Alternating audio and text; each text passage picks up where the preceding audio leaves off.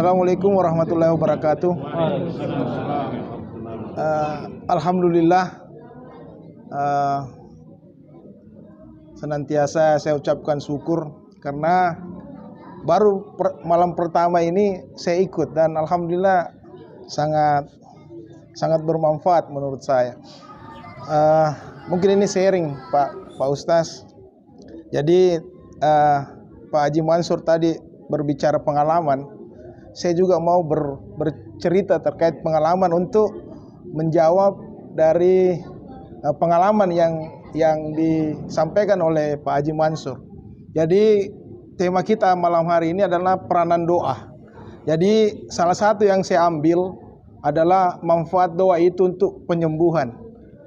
Saya teringat sekali dengan ceramahnya Pak Ustaz dan itu selalu menjadi inspirasi saya untuk terus menggali. Akhirnya saya sudah dapat jawaban, tapi jawaban itu mungkin belum terlalu komprehensif buat saya, yaitu ada kata bismillah. Makna dari kata bismillah itu yang saya sering ulang-ulang, bahwa ada nilai yang terkandung di dalamnya, yang mana 1 sampai dengan 9. 1 tambah 9 adalah 10. Angka 10 ini 1 itu miliknya Allah. Jadi tidak ada lain, hanya Allah. Angka 0, angka 0 ini adalah 0, ini peruntukan hamba. Artinya apa? Dengan doa manusia atau hamba itu pasrah. Tidak ada daya dan upaya. La haula wala quwata illa billahil aliyul azim.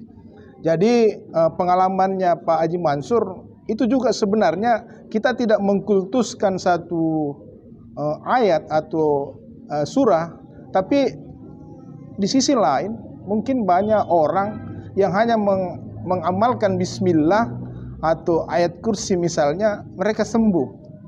Jadi saya punya pengalaman pribadi, saya pernah sakit itu 7 bulan kurang lebih.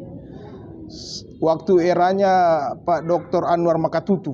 Saya kena penyakit kulit yang analisa dokter itu obatnya sulit.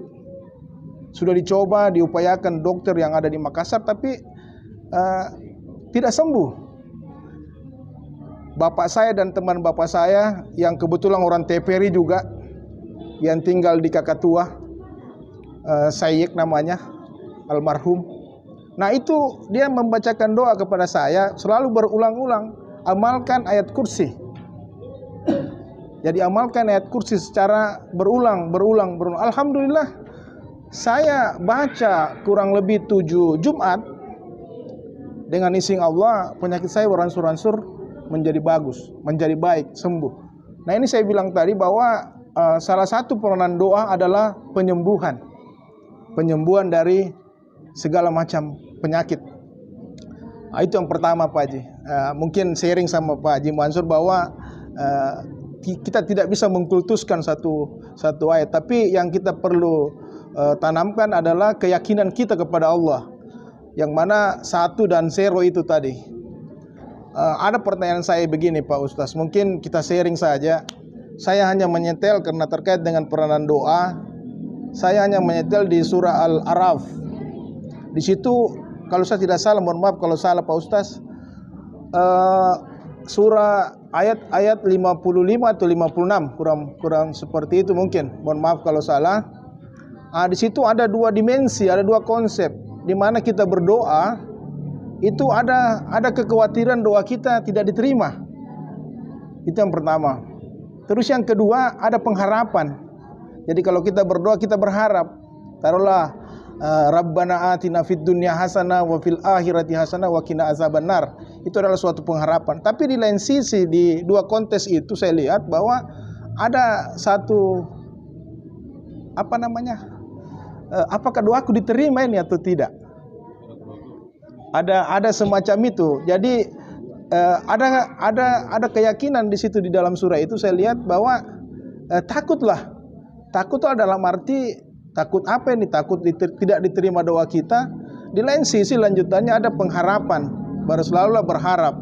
Jadi mungkin dalam memaknai surah ini Pak Ustaz mohon mungkin pencerahan sehingga kita betul-betul istilahnya tidak ada perubahan keyakinan seperti itu, bahwa ada tendensi seperti itu. Jadi ini yang selama ini saya terus mencari terus seperti apa satu kata kunci untuk ayat Al-A'raf 5556 ini. Ya, saya kira itu mungkin Pak Haji. Terima kasih untuk kesempatan yang pertama ini, dan insya Allah saya akan hadir terus. Saya kira demikian. Assalamualaikum warahmatullahi wabarakatuh. Assalamualaikum warahmatullahi wabarakatuh. Alhamdulillah. Allahumma la ilma lana illa ma 'allamtana innaka antal alimul hakim.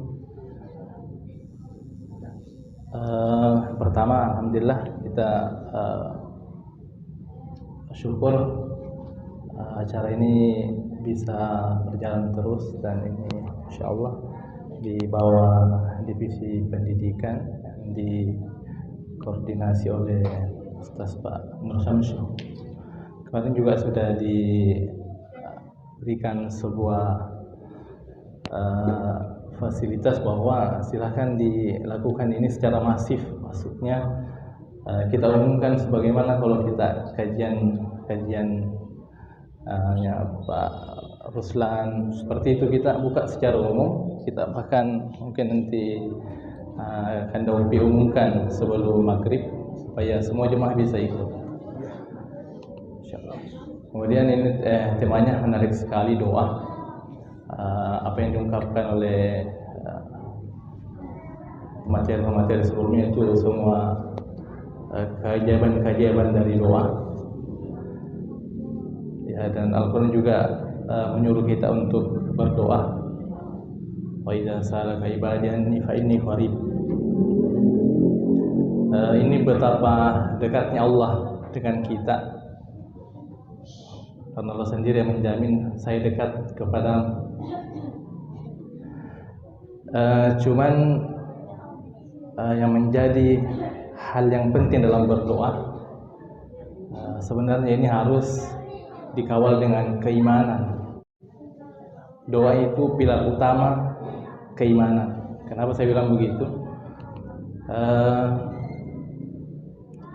Karena Nabi SAW pada saat itu pernah diminta, ya namanya juga orang-orang kafir biasa meminta dengan tujuan untuk mengejek. Wahai Rasulullah, bisa kau ubah gunung itu menjadi emas? Coba kau berdoa ya Rasulullah, bisa tidak kau hidupkan kembali orang yang wafat? Jadi tadi disebutkan bahwa ini akan tidak bagus secara jangka panjang kalau doa dijadikan tolak ukur. Makanya Nabi pada saat diminta seperti itu, Nabi tidak berdoa, karena takutnya nanti dijadikan semacam syarat keislaman orang. Anggaplah mungkin pada saat itu Nabi berdoa dan dikabulkan doanya, dan gara-gara itu orang Islam, takutnya keislamannya karena keajaiban begitu, bukan karena keimanannya kepada Allah. Jadi Nabi pada saat itu tidak melakukan doa itu. Jadi yang paling penting di sini dalam berdoa, keimanan. Harus dikawal dengan keimanan. Jangan sampai karena doa kita ditolak, kita berburuk sangka kepada Allah Subhanahu wa taala. Ya. Jadi ini penting. Banyak tadi kita dengar doa-doa yang dikabulkan, doa-doa yang diijabah, itu semua karena dikawal dengan keimanan. Begitupun juga tatkala doa kita tidak dikabulkan, harus juga yakin bahwa akan ada ijabah atau jawaban yang lain dari Allah Subhanahu wa taala. Jadi itu yang menjadi titik utama dari saya tentang doa, harus dikawal dengan keimanan. Sekian, Assalamualaikum warahmatullahi wabarakatuh. Terima kasih waktu dan kesempatan yang diberikan kepada saya. Berbicara mengenai doa, mungkin saya juga bisa sharing di hadapan para jamaah sekalian. Doa mungkin bagi saya bagus sekali, karena saya pernah alami, dan itu mungkin karena saya diijabah karena berbicara pengalaman ketika anak saya terkena demam panas tinggi,